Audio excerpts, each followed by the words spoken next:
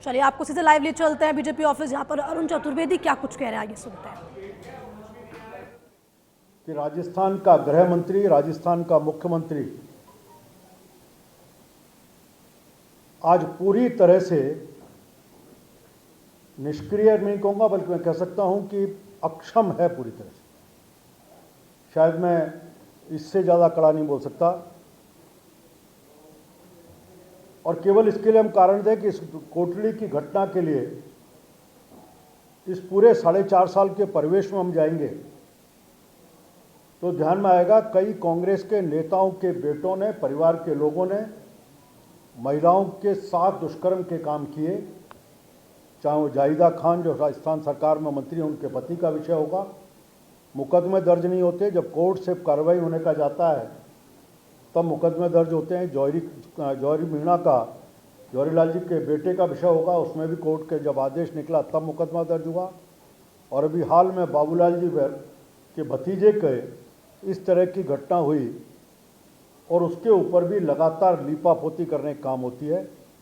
जब पुलिस को ये कहा जाता है कि किसके ऊपर कार्रवाई करनी है और किस पे नहीं, मैं कह सकता हूं कि राजस्थान की पुलिस देश की बेस्ट पुलिस में होती थी, क्राइम कंट्रोल में भी, पुलिसिंग में भी। लेकिन 4.5 साल में जिस प्रकार से थाने और चौकियों को सत्ताधारी दल के विधायकों और मंत्रियों के गिरवी रख दिया, उनकी नीलामी करने की शुरुआत मुख्यमंत्री जी आपने की है अपनी कुर्सी को बचाने के लिए, उसका परिणाम है कि आज सारा राजस्थान देश के उन प्रांतों की तरह हो गया है जहां कभी चर्चा होती थी उन प्रांतों में तो स्थितियां सुधर गई, लेकिन राजस्थान बद से बदतर होता जा रहा है। आज मैं उन बहन बेटियों की आवाज़ को इस फोरम पर उठाने के लिए आया हूं कि मुख्यमंत्री जी अब तो जागिए। कभी कांग्रेस के नेता ने कहा था कि पट्टी खोलिए, खड़े होइए। अब हम कहते हैं कि अब चुनाव के मुहाने पर हैं और आपकी सरकार जा रही है।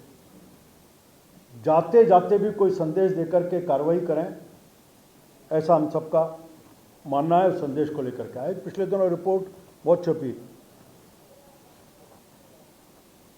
एक चाइल्ड पॉर्न के ऊपर भी रिपोर्ट आई है जिसमें भी आया कि राजस्थान अव्वल नंबर पर है। और ये पहला विषय नहीं, साइबर क्राइम और चाइल्ड पॉर्न साइट ये भी गंभीर विषय हैं। और इसके माध्यम से हम अश्लीलता को भी परोस रहे हैं, क्राइम को भी परोस रहे हैं। साइबर क्राइम बना हुआ है, कोई कार्रवाई इस तरह की नहीं। मैं आपके माध्यम से इस विषय को सामने रख करके आया। अलका जी आपके सामने कुछ विषय को रखने के बाद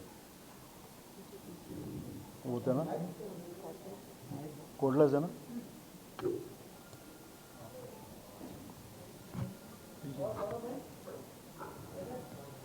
सभी को नमस्कार।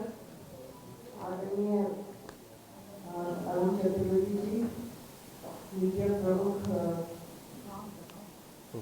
प्रमोद जी, आज बहुत भारी मन से हम आपके बीच में आए हैं, क्योंकि रोज हम कहते कहते थक गए हैं।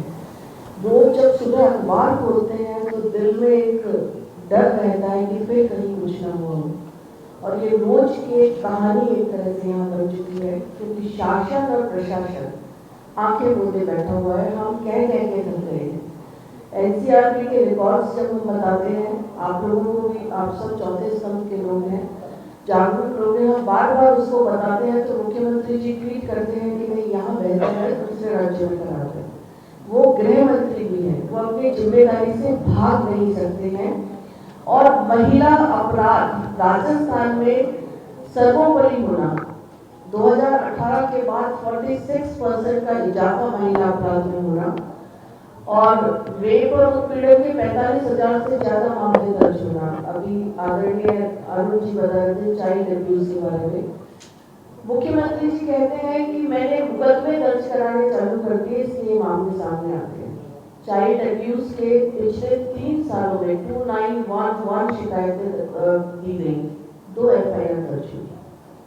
और उसके बाद मुख्यमंत्री जी का ये शर्मनाक बयान कि 56% मामले झूठे होते हैं, ये उनकी नीति और नीयत को बताता है।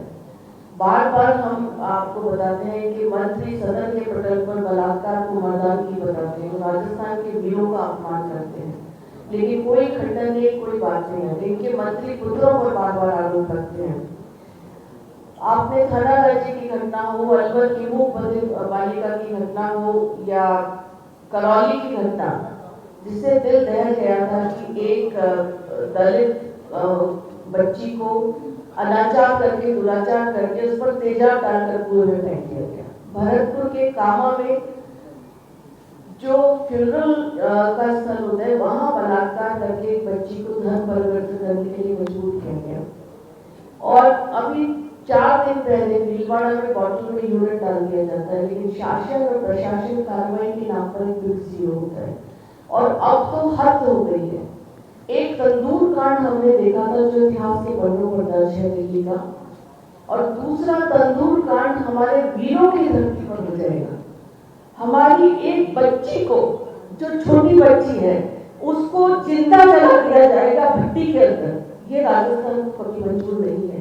ये हमने कभी नहीं सोचा था कि राजस्थान में ये स्थिति हो जाएगी। महिलाओं को रोना आता है, दर्द होता है, पीड़ा होती है कि राजस्थान जो सबसे सुरक्षित जगह माना जाता था, वो आज इस कांग्रेस के राज में हमें वो समय देखने को मिल रहा है